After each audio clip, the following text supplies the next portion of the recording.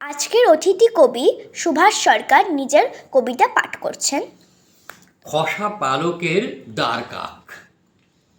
জীবন মৃত্যুর সন্ধিক্ষণে দাঁড়িয়ে আজ আমি আমার ঈশ্বরী দর্শনের ইচ্ছেটাকে মুছে দিতে পেরেছি কি আদৌ?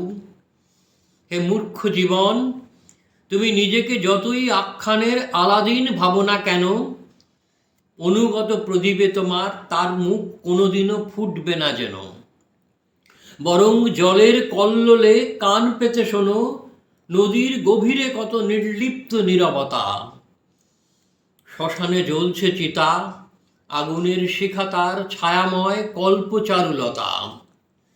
হে নিপিত জীবন, তোমার এক পা আগুনে তো অন্য পা জলে।